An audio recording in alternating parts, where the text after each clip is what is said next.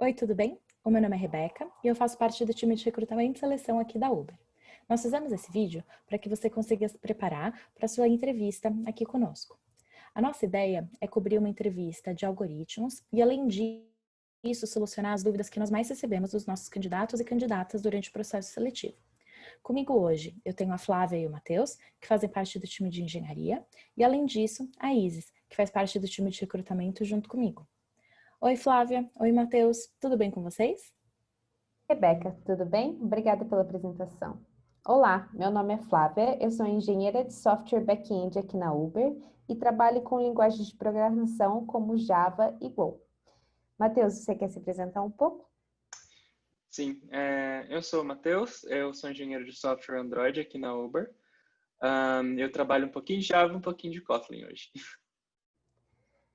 Hoje eu vou fazer o papel de entrevistadora e o Matheus fará o papel de candidato na entrevista mock que nós faremos.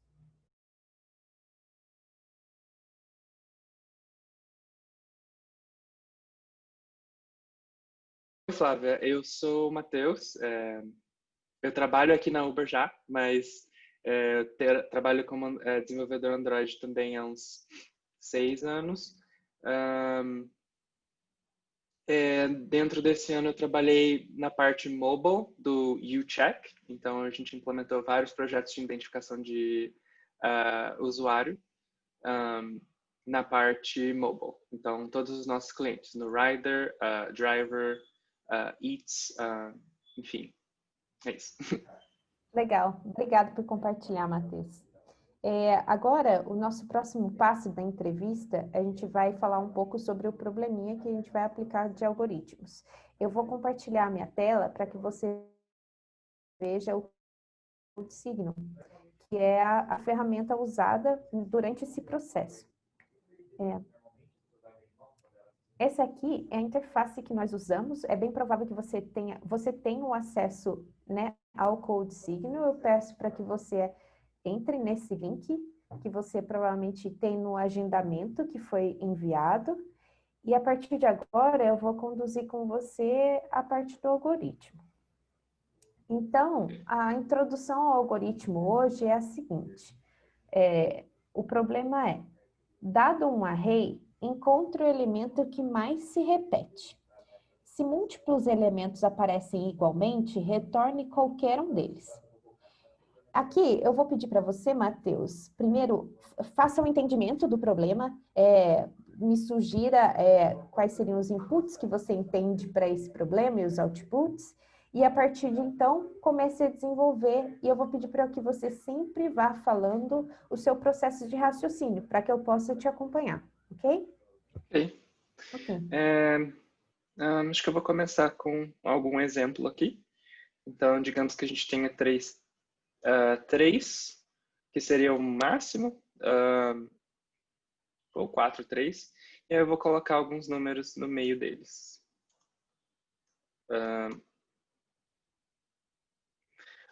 Nesse caso, então, o que você esperaria que acontecesse chamando essa função, eu te retornaria o 3, que é o número que aparece mais vezes, é isso? Sim, isso mesmo. E se não existir nenhum número, o que eu poderia fazer? Retornar -1? Sim, é aceitável. Ok. Então, por exemplo, se eu tivesse um array vazio, eu poderia retornar -1, certo? Certo. Também tem outro cenário, que é o de ter múltiplos números que aparecem igualmente, né, nesse array. Nesse caso, diz aqui que eu posso retornar qualquer um deles. Então, retornando 2 ou 3 é válido, certo? Correto. Ok, ótimo. Ok. Antes de iniciar, eu gostaria de te dizer que para você ficar à vontade de escolher a linguagem que melhor você se adequa. Então, dentro do Code Signal, você tem a vantagem de fazer a escolha aqui na lateral de quais linguagens que você prefere fazer, então fique à vontade. Aqui hoje eu quero acompanhar o seu raciocínio e o seu código não necessariamente precisa rodar ao final, ok? Ok, Flávio. Beleza, eu acho que eu vou continuar com Java mesmo, porque me sinto mais confortável para resolver esse tipo de problema. Ok. Eu quero passar um pouquinho sobre o que eu estou pensando. Digamos que a gente tenha a sequência tal, e a primeira coisa que eu consegui pensar foi ter duas variáveis que armazenariam a frequência máxima e o elemento com a frequência máxima.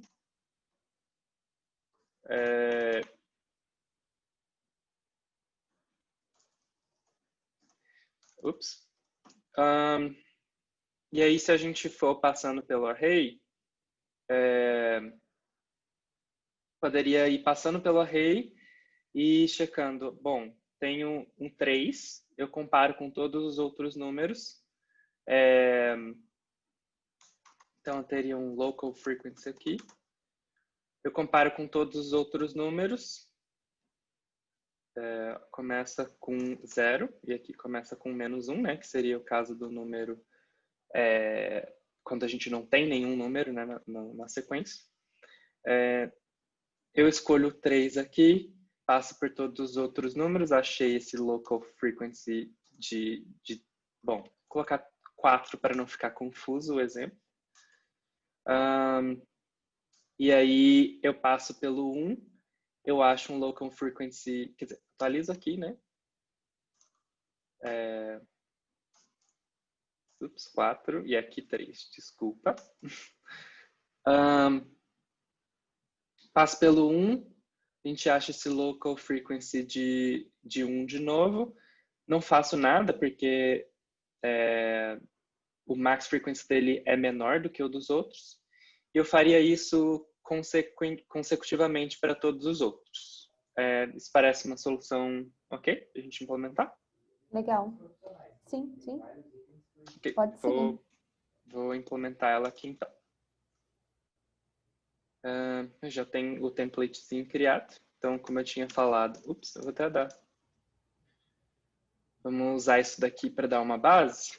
A gente tem o max frequency, que começa com 0.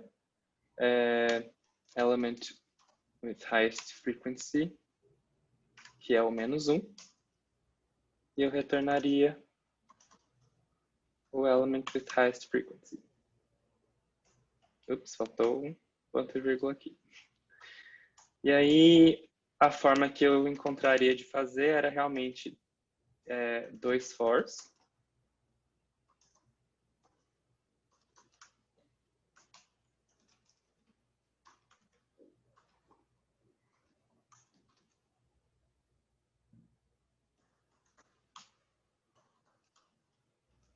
E a gente teria um local frequency aqui, que é o que eu tinha mencionado lá. If elements na posição J foi igual a elements na posição I, ou o contrário, a gente aumenta o local frequency. E no final, a gente checa se o local frequency que a gente achou é maior do que o max frequency. Se foi esse o caso, a gente atualiza os valores.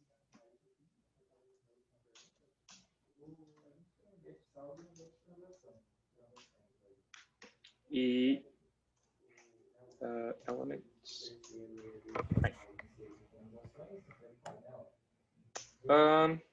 Legal. Parece que funciona, Matheus. Você quer tentar rodar? Sim. Vamos ver se funciona com esse. Imagino que aqui a resposta seja 4. Legal. Ok, legal. No caso, você fez o print element with highest frequency. Isso. Você usou esse exemplo aqui ao final, ok. Ok, beleza. Dado esse seu código, Matheus, você consegue me dizer qual é a complexidade dele? Vamos ver. Aqui eu tenho um for, que ele passa, né, por todos os elementos do array. E aqui a gente tem outro for que passa por todos os elementos do array. Eu imagino, né? Na verdade, eu tenho certeza que isso daqui gasta uma unidade de trabalho. Então, eu diria que no pior dos casos, e quase sempre esse é o caso, a gente teria uma complexidade de O de n ao quadrado. Entendo. E você vê alguma forma que nós poderíamos melhorar esse seu código para que a complexidade fosse menor do que O de n ao quadrado? Eu acho que sim, porque tem muito trabalho que está sendo repetido aqui.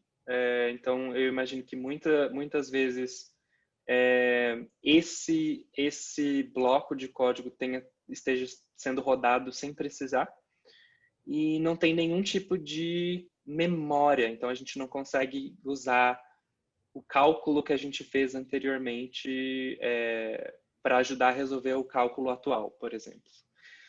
Eu acho que aqui a gente precisaria de uma estrutura de dados que a gente conseguisse leitura para uma certa chave em tempo constante, ou seja, o pior dos casos seria O de 1. Legal. Você mencionou uma segunda estrutura de dados para resolver o problema. Qual seria essa? Qual você usaria nesse problema? A primeira que passou pela minha mente é um hash map, um map, porque é uma estrutura de chave e valor, então a gente conseguiria salvar coisas, salvar trabalho que a gente já fez para aquela key, que seria aquele elemento, e a gente poderia reusar isso nos cálculos futuros. Entendi. Você pode implementar essa sua solução? Sim. Então, acho que eu começaria criando um map de integer.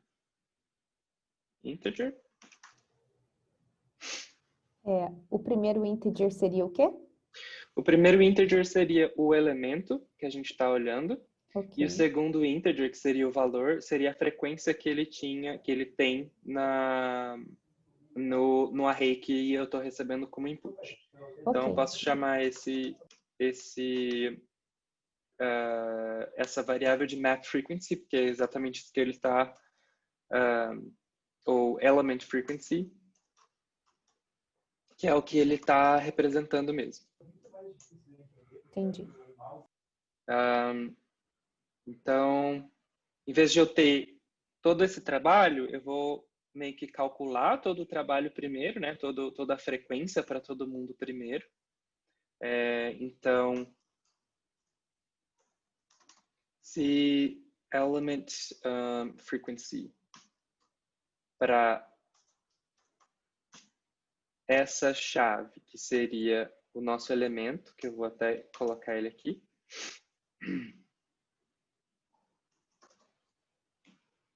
Ups.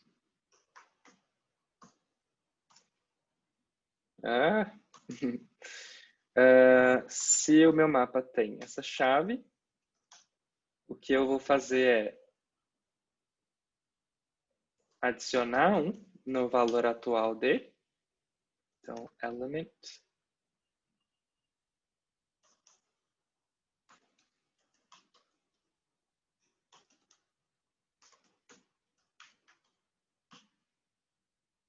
Caso contrário, a gente já coloca que achou pelo menos uma instância desse elemento lá. Legal. Só para te avisar, no primeiro put você escreveu element errado. Ups. Isso. Obrigado. Imagina. E agora, como a gente já tem todas essas frequências, a gente pode passar pelo conteúdo desse mapa e achar realmente qual é a maior e de quem essa frequência corresponde. Então, o que eu faria aqui é outro for.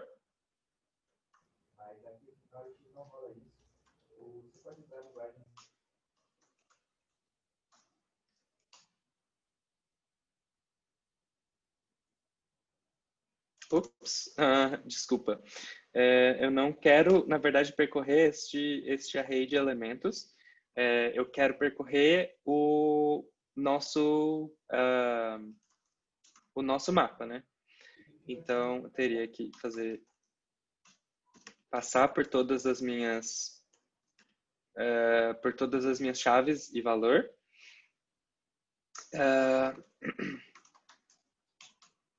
Então, key set. Oops. Actually, entry set. E o que eu faria, como aqui é o elemento e o valor é a frequência, eu tenho que perguntar if my max frequency. Actually, na verdade, se o meu valor atual que eu estou lendo é maior do que o max frequency, eu atualizo os elementos, né? Então, entry.getValue e element with highest frequency, entry.getKey.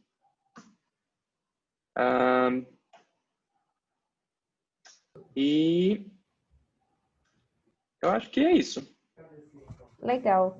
Interessante sua abordagem, Matheus. Você está rodando o seu caso de teste e aparentemente deu certo. Você pode mudar o caso de teste para que a gente teste Claro. um outro cenário? Vamos testar o cenário em que não está em nenhum elemento. Então, o esperado é que ele retorne -1. Ok. E se forem todos os números iguais? Vamos testar todo mundo. Tem que ter 1. E vamos testar agora o mesmo número com o mesmo número. Então, esperado aqui que ele retorne 1 mesmo. Ok. Matheus, e você sabe me dizer qual é a complexidade agora do seu código? Sim, vamos lá. Aqui a gente tem um for. Esse for já entrega para a gente que pelo menos o tempo é linear. E dentro do for a gente tem que dar uma analisada no que está se passando aqui. Para mapas eu sei que puts são em tempo constante. E eu sei também que o contents key é em tempo constante. Porque é da característica dessa estrutura de dados que essas duas operações sejam em tempo constante. Então, a gente pode considerar que esse bloco todo ele se resolveu em uma unidade de trabalho. Então, a gente continua com o ODN aqui. Aqui dentro desse outro for, a gente também tem um bloco de trabalho que gasta uma unidade de trabalho só. Então, é um outro for que é ODN. Então, no pior dos casos, a complexidade seria realmente só de ODN, porque a gente não liga para isso exponencialmente, ele não cresce exponencialmente. Ok. Muito obrigada, Matheus. Agora, no final da entrevista, normalmente a gente costuma abrir para que o candidato tenha a chance de nos fazer pergunta de como é trabalhar dentro da Uber e qualquer outro tipo de dúvida que ele tenha.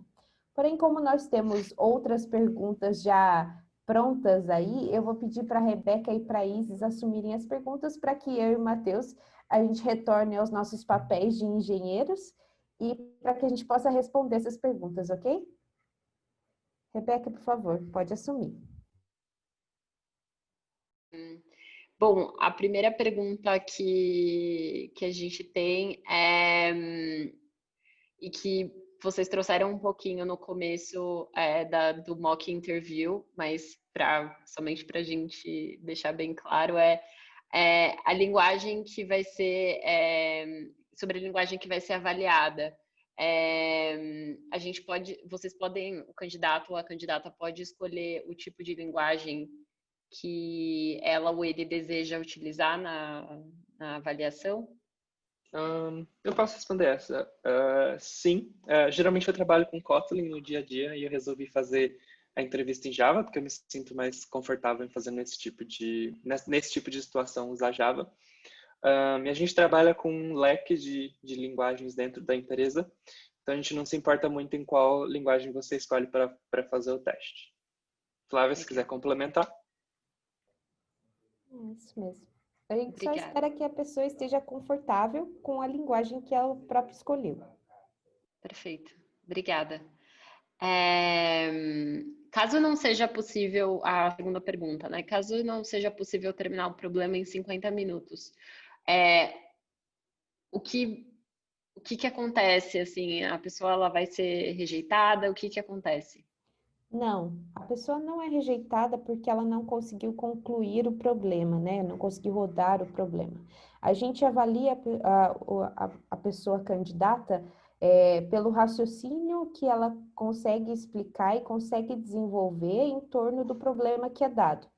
Então, se ela, mesmo ao final, se ela não tem tempo de implementar o código, se ela explicar todo o raciocínio, nós levamos sim em consideração. Então, não é um problema. Ótimo, obrigada. A entrevista, ela é sempre em código ou pode ser em pseudocódigo? Como funciona?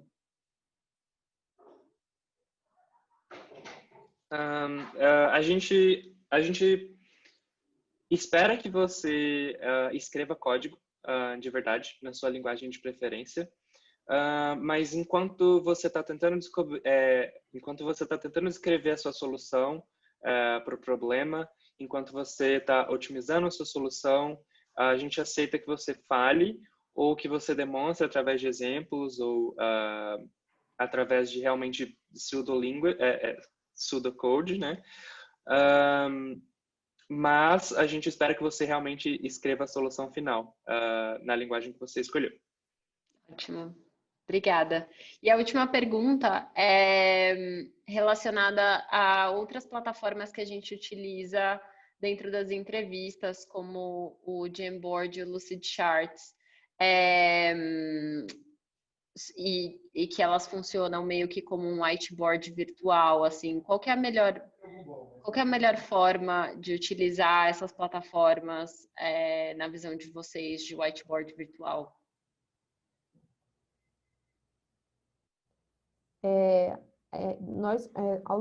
Ao longo do processo de seleção do candidato, ele passa por muitas fases de entrevistas. Uma delas, por exemplo, é a arquitetura, da qual a gente se utiliza do whiteboarding aí para expressar, né, para que a pessoa tenha a chance de desenhar e expressar o raciocínio dela em cima do problema de arquitetura e para que fique visível tanto para o candidato, né, quanto para o entrevistador. Então... Perfeito. Ok, obrigada. Mas... E até assim, como uma pergunta mais geral aí, meio que se vocês puderem dar mais o que vem na cabeça de vocês como dicas para as pessoas se prepararem para esse momento, uma ou duas dicas que vem na cabeça de vocês para se preparar bastante para esse momento de entrevista. Eu acho que depende muito de qual entrevista que você está focando em se preparar. Acho que para entrevistas de arquitetura, que a gente chama de System Design, é legal pensar em todas as soluções que você já fez até hoje, em todas as, digamos, os designs que você desenvolveu até hoje, como você chegou lá, quais os problemas que aquilo resolveu, e colocar isso no papel. E isso vai te dar uma boa base para você chegar e conseguir explicar como você faria o design da peça de código que estão te pedindo para implementar. Para as entrevistas de coding, acho que esses sites, o Code Wars, LeetCode, acho que são boas fontes de problemas que você consegue resolver. E eu acho que focar mais no raciocínio, não tanto na resposta que está lá. Acho que mais tentar encontrar alguma resposta que faça sentido para você, em vez de encontrar a resposta certa. Perfeito. E com isso a gente encerra o nosso vídeo. Espero que tenha sido proveitoso para todos vocês que vierem assistir esse vídeo.